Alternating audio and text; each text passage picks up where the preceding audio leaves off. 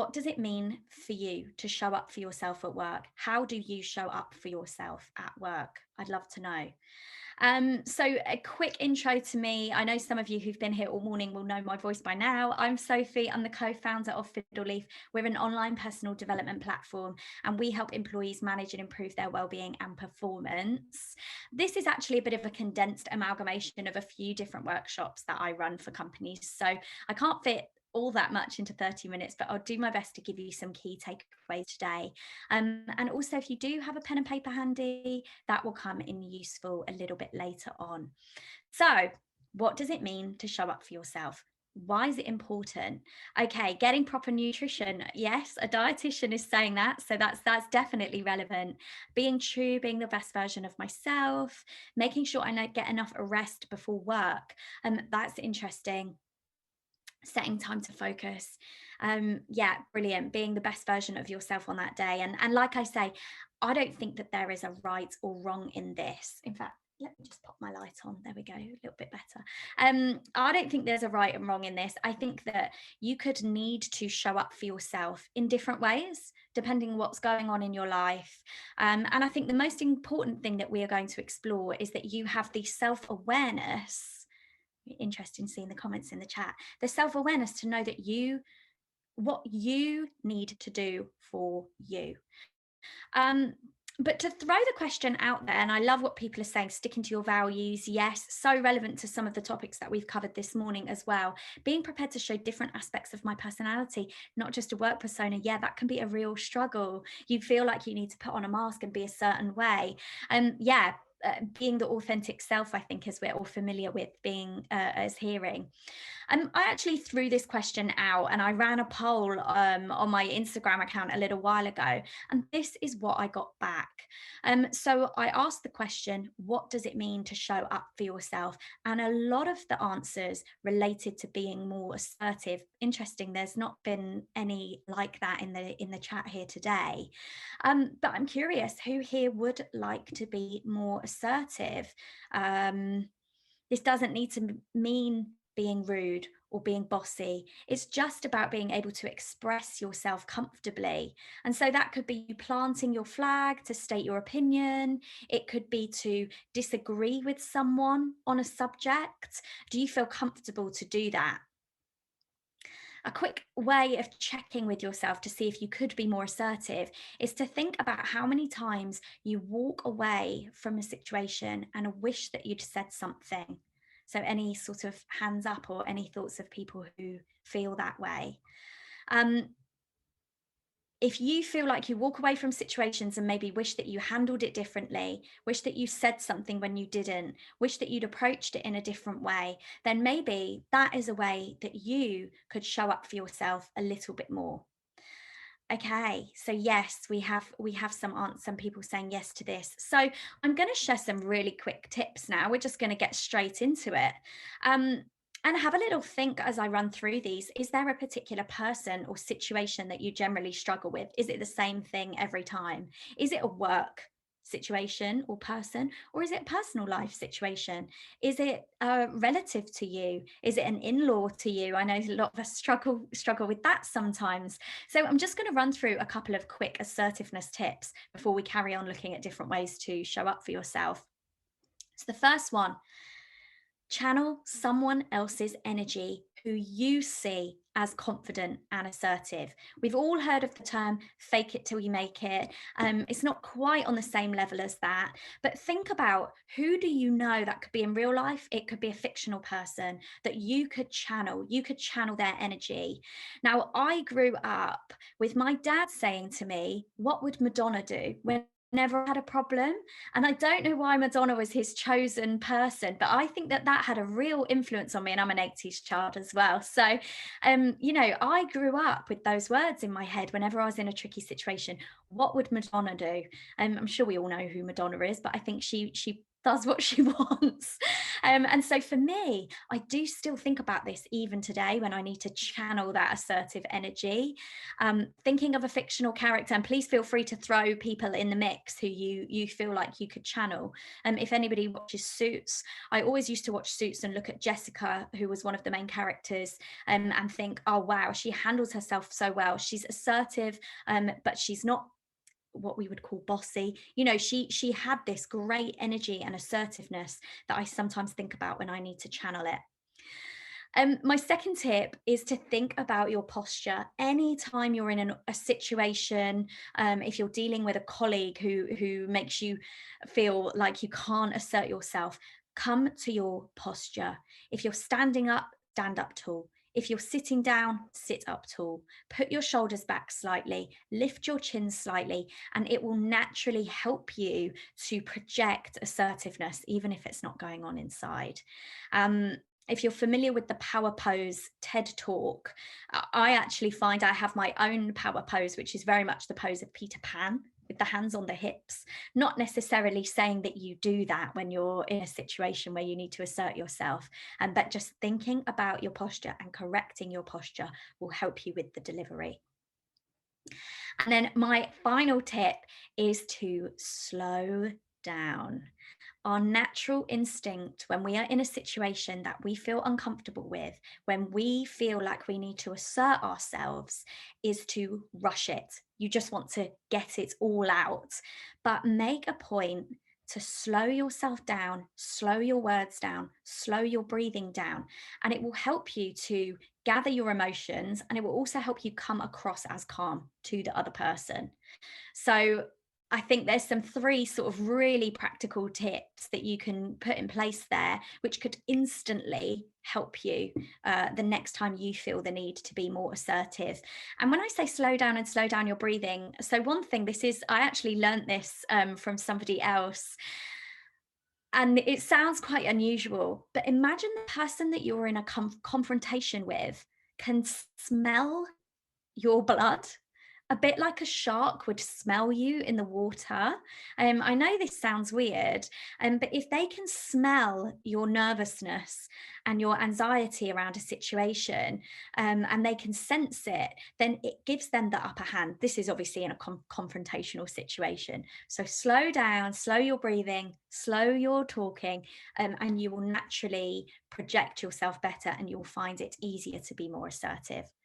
So just a few little tips there to throw out.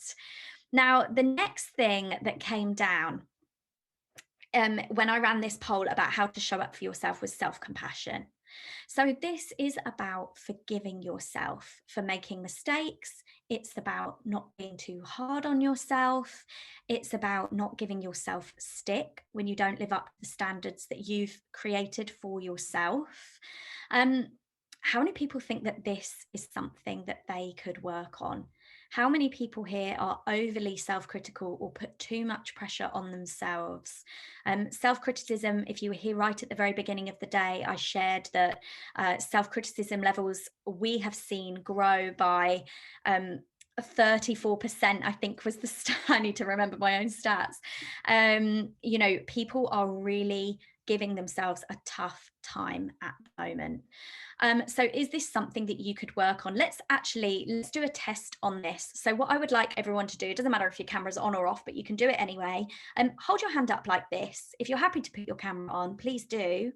I'm sure one of our event hosts will get a nice snap of everybody with their cameras on, holding their hand up like this. This is a test to see how self-critical you are. We're going to put a finger down if you meet the criteria for these things. So personalizing. So if something bad happens and you instantly feel like it's all your fault, put a finger down. If you naturally personalize situations. The next one, if you filter. So if you get a compliment, but you focus on what you could have done better, or somebody gives you a compliment and you think, and you ignore the compliment and focus on something else, you filter it out, put a finger down if that's you. If you polarize, and what that means is that if you didn't do it better than the time you did it before, it means you failed.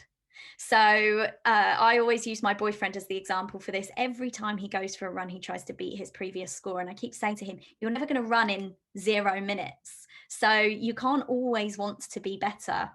So if you polarize, pop a finger down. If you catastrophize, this was brought up earlier on today. So if one thing goes wrong, normally at the start of the day, is your whole day ruined? Have you ever used those words? My entire day is ruined because of this. Pop a finger down if you tend to catastrophize. And have I missed one? Oh, I thought I had 5. Personalize, filter, polarize, catastrophize.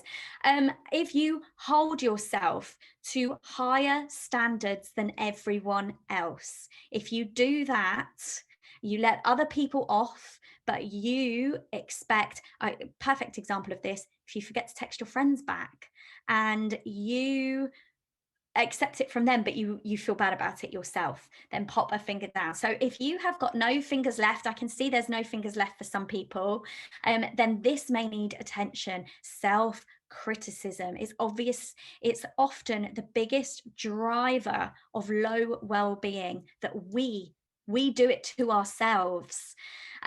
So I don't have time to go through all the tips. Thank you for taking part in that little exercise. I hope that was useful. I'm not going to have time to go through all the tips for self-criticism right now. But I think that depending on how many fingers you had left at the end of that, this is definitely showing if you need to work on self-criticism yourself. Go and find some YouTube videos. Go and find somebody to talk to about it. But yeah, that may be an area that you could show up for yourself more. Okay, and the final thing that came up when I asked this question was self-care. Now, I'm not the biggest fan of the word self-care, but I am curious how you describe self-care. If anybody feels like they have a really good description of what self-care is or what self-care is for them. I don't know why I feel like self-care conjures up words like bubble baths and face masks to me. And what I started to think of is there a different way that we can do self-care, or is there a better way that we can describe self-care? So I'm going to explore that in a second. But I think the key thing, and this is my argument really in this presentation, is that all of the ways that we show up for ourselves, these 3 different ways, they actually relate to each other. How can we be assertive if we're always self-critical, or if we don't show ourselves self-compassion? How can we prioritize self-care if we don't have the confidence to say, I need to take time for me? And this can be in our personal lives, or it could be at work. And I think the common thread with these is that they all link to an underlying force within us. And that force can power all of these areas. I'm sure you could have guessed what it would be, but your well-being. And ultimately, your well-being will be the key driver of you doing these things well. If you're in a good place, in yourself, you'll be more likely to prioritize self-care. If you are, you'll be less critical of yourself. You will get over mistakes more easily. You will be more self-compassionate. You will have the confidence to express yourself and state your opinion. And you might even think about a time right now where you might have been better at doing these things. Was there a time where you were less self-critical? Was there a time where you were more assertive?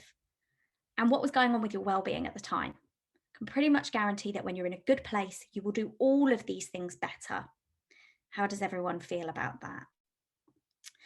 And so I think if the best way to show up for ourselves is to prioritize our well-being and to take well-being as the key, really, then how do we do that? Because I think this is the thing that I've always struggled with, when it comes to words like self-care. It sounds wishy-washy. It sounds vague. Should I be doing yoga? So we've got yoga in the comments, my favorite.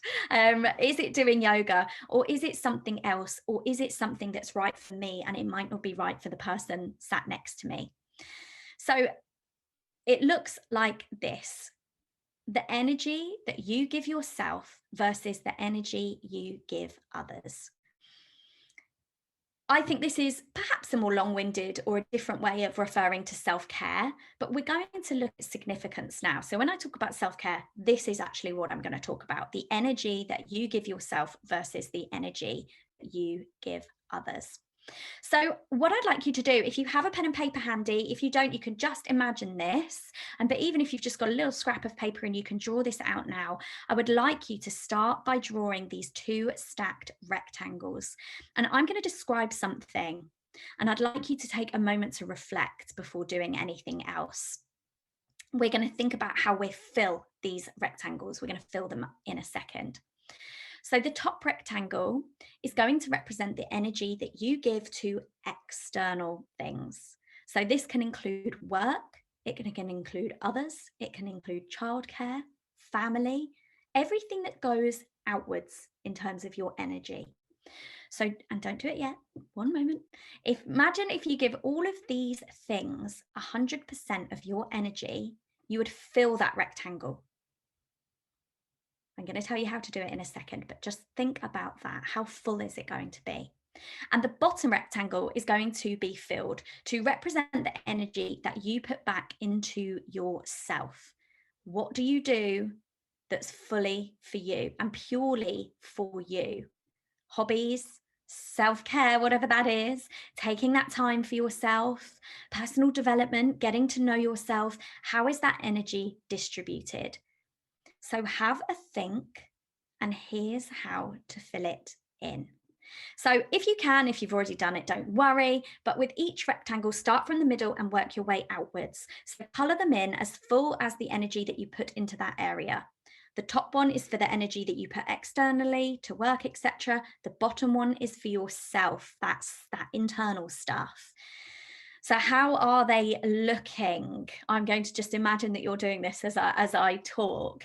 A full box here will mean that you put 100% of your energy into that area. How do they look? Please do let me know in the chat. Sit back, take a look. This might give cause for reflection in itself, but I'm actually going to bring it to life now by talking to you about what this would ideally look like. And I often describe the ideal shape as a wedding cake. So I'm going to show you. There's something in the chat actually from Marion from the Self-Care Library. Just give a reference to that. The Self-Care Library on Instagram is a great place for just wellbeing resources. And I will give Marion a plug because she shares a lot of our stuff as well. So we've got a bit of mutual appreciation there. But anyway, let's carry on. You can see the wedding cake here in front of you. So the ideal wedding cake, it has a bottom tier that can support the top tier. At the very least, they would be the same size, but ideally that bottom tier, it would be full enough to support the top tier. So does yours look like this? Let me know in the comments. Does your rectangles look like this, or do they look a little bit more like this? Someone once described this to me as a toothpick supporting a brick. An upside down wedding cake. And don't be embarrassed. Okay, so people are saying a bit of a, mine looks like a T. Yep. Don't be embarrassed if your wedding cake would not support itself. What I will say is our data and our platform, we actually measure the wedding cake, let's say, and we have found that for this area, this energy externally versus energy internally, an upside down wedding cake to some degree is the case for over 90% of people. So we've got 80 people on the call at the moment. I would imagine that the majority of people will have an upside down wedding cake to some degree. So what does this mean? Firstly, it shows that your energy is likely going to work to others what's left for you. You've heard that expression about putting on your own gas mask before you help others. When you're on an aeroplane, this wedding cake actually brings to life why. Because what would happen if you had a real cake like this? It could collapse, it could tip over, and depending how unstable that bottom tier is, that foundation, it will affect the success of the top tier. It will affect whether that top tier can actually support itself. So if you don't have, if you have a very wonky wedding cake, let's say, are you getting the most out of yourself at work right now? Are you performing to your best? Because that foundation is not holding it up. It's not supporting that capacity. So I think the wedding cake is a great visual representation of how putting energy into ourselves and our personal well-being supports us to get more out of work, but also out of life. If you have a solid foundation, then you can get more, yes, from Bob, but you'll also be able to give more fully to others. You'll also be able to do everything, self manage that self-criticism, show yourself that self-compassion. So how does everyone feel looking at this? Nice and simple exercise. Yeah, it just brings it to life, doesn't it? This is, if anybody's watching and you've seen this before, it is a bit of a signature of mine. And we are also producing stickers. If anybody wants a sticker, maybe we'll try and get hold of a picture a little bit later on. We are producing a load of stickers which have this wedding cake on them. If you want that reminder and you want some stickers from us, go and let us know and we can send you some. So, as I sort of wrap this up, we have conditioned ourselves to think that taking time for ourselves, prioritizing ourselves, is selfish. We can't do it because we have too much work to do. We have commitments to others. So, how many of you here on this call are working on a side project now as well as a full-time job? Or are you finishing work and then jumping on your laptop and doing some other work in the evening, or going for your laptop to go and do some extra work? Who's laughing at how am I describing you right now? I did some work with a tech company a little while ago, and every single person's wedding cake was upside down because they would be on their computers all day and then they would be on their computers all evening. That bottom tier, it needs to be things for you. It can be as simple as reading a book. It can be going to play golf. It can be taking the dog for a walk. Maybe that's not fully for you, but it can be for you. Taking an art class, filling up your own cup and not always filling up someone else's. So how does everyone feel right now? If we start with this wedding cake, everything else becomes easier. You can show up for others in so much better when you show up for yourself first. And yeah, I love the fact that people are saying it's a nice visual, because I think that you can tap back into this and think, what does my wedding cake look like? What am I doing for my bottom tier? How am I building my own foundation? So the final message for me, really, in terms of the best way to show up for yourself, is to put that energy back into you. You will get more out of your relationships, you will get more out of your work, and you will get more out of life as well. So I have wrapped up on time. If you would like to stay in touch with us, please do find us at FidlLeaf. I'm also Sophie Coulthard across most platforms, and we do share tons of wellbeing content, including a free wellbeing workshop every single month. So we'll share the details about those in the digital goodie bag. As well, if you missed the first session, we do have an epic guide to workplace wellbeing, which will go out in the digital goodie bag as well. So tell your company to get involved.